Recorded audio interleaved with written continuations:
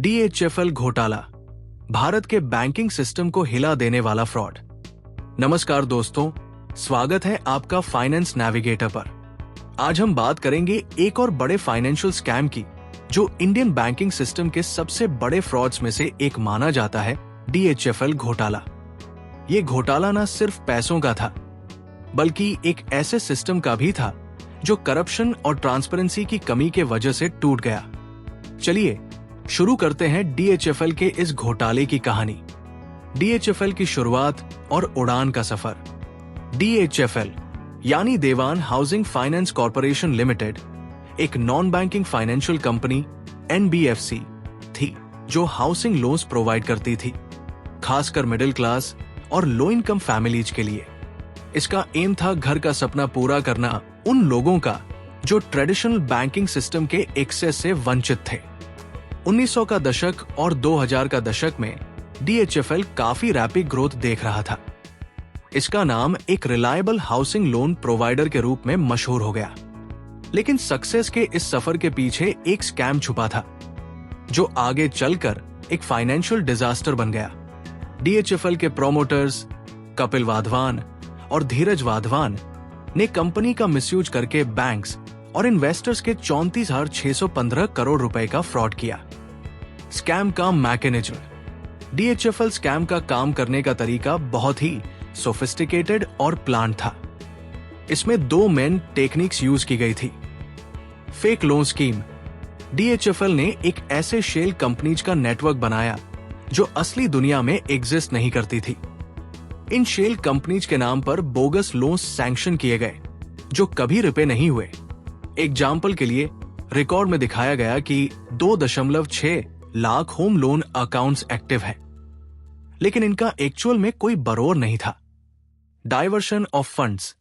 Bank से लिए गए पैसों को हाउसिंग प्रोजेक्ट्स के लिए क्लेम किया गया, लेकिन असली पैसा शेल कंपनीज के थ्रू प्रोमोटर्स के पर्सनल अकाउंट्स और लग्जरी एसेट्स में डाइवर्ट कर दिया गया। इस पैसे का use luxury cars, private jets और इंटरनेशनल प्रॉपर्टीज खरीदने के लिए किया गया। Impact on public sector banks और इकोनॉमी। इस स्कैम का सबसे बड़ा असर इंडियन बैंकिंग सेक्टर और आम पब्लिक पर पड़ा। स्कैम के बाद बैंक्स के NPA बढ़े। DHFL के डिफॉल्ट करने की वजह से कई पब्लिक सेक्टर बैंक्स के नॉन परफॉर्मिंग एसेट्स NPA बढ़ गए। म्यूचुअल फंड्स इन्वेस्टर्स का लॉस। काफी म्यूचुअल फंड्स ने DHFL की सिक्योरिटीज में इन्वेस्ट किया था। जब DHFL कोलैप्स हुआ, तो इससे लाखों ऑफ रिटेल इन्वेस्टर्स के रिटर्न्स पर डायरेक्टली इंपैक्ट पड़ा। Housing sector crisis. Middle class और लो इनकम बरोअर्स के लिए हाउसिंग लोन्स का एक्सेस मुश्किल हो गया। NBFC crisis. DHFL स्कैम के बाद इन्वेस्टर्स का NBFCs पर ट्रस्ट कम हो गया, जो ओवल इकोनॉमी के लेंडिंग इकोसिस्टम को वीकन करता है। कपिल और धीरज वाधवान की गिरफ्तारी। 2020 में स्कैम के एक्सपोज होने के बाद कपिल और धीरज वाधवान के अगेंस्ट इन्वेस्टिगेशन शुरू हुई। एनफोर्समेंट डायरेक्टरेट एड और central bureau of investigation CBI ने इसका थ्रेड बाय थ्रेड एनालिसिस किया। वाधवान ब्रदर्स को अरेस्ट कर लिया गया और उनकी प्रॉपर्टीज सीज कर ली गई। रिपोर्ट्स के मुताबिक वाधवान ब्रदर्स ने अपने इन्फ्लुएंस का मिसयूज करके ऑफिशियल्स और बैंक्स को भी मिसलीड किया। ये एक और एग्जाम्पल था कि कैसे बड़े बिजनेस प्रोमोटर्स अपने स्कैम्स को कवर करने के लिए लूपहोल का यूज करते हैं। रेजोल्यूशन और रिकवरी प्रोसेस। स्कैम के बाद गवर्नमेंट और रेगुलेटर्स ने कुछ इंपॉर्टेंट स्टेप्स लिए। Insolvency process.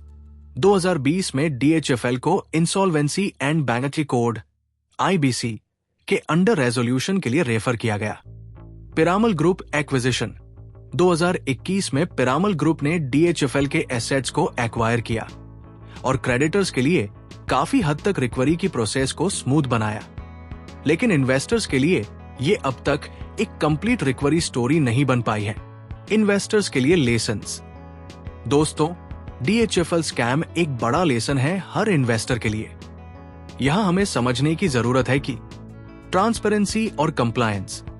हमेशा अपने पैसा उन फाइनेंशियल इंस्टीट्यूशंस में इन्वेस्ट करें जो ट्रांसपेरेंट और कंप्लायंट हो। डाइवर्सिफिकेशन। एक ही NBFC या बैंक पर पूरा भरोसा मत रखें। अपने इन्वेस्टमेंट्स को डाइवर्सिफाई करना जरूरी है। Financial literacy. स्कैम से बचने का सबसे बड़ा टूल अवेयरनेस और लिटरेसी है। फ्रॉडुलेंट कंपनीज का पैटर्न समझना और उनसे दूर रहना आपको सेफ रखता है। आज की स्थिति। आज के दिन कपिल और धीरज वाधवान जुडिशियल कस्टडी में हैं। उन पर लगातार ट्रायल्स हो रहे हैं और उनकी प्रॉपर्टीज को लिक्विडेशन के थ्रू बैंक्स और क्रेडिटर्स के लॉसेस को कवर करने के लिए यूज किया जा रहा है।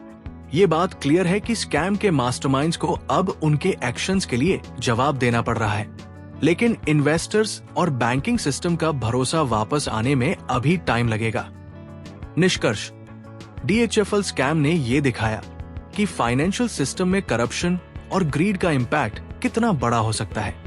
एक स्कैम का नुकसान सिर्फ बैंक्स या प्रमोटर्स का नहीं होता, बल्कि इकोनॉमी और आम लोगों का भरोसा भी टूट जाता है। अगर आपको ये वीडियो इंफॉर्मेटिव लगी तो लाइक करें, शेयर करें और हमारे चैनल को सब्सक्राइब करें। मिलते हैं अगली वीडियो में। तब तक के लिए ध्यान रखें और सेफ इन्वेस्ट करें।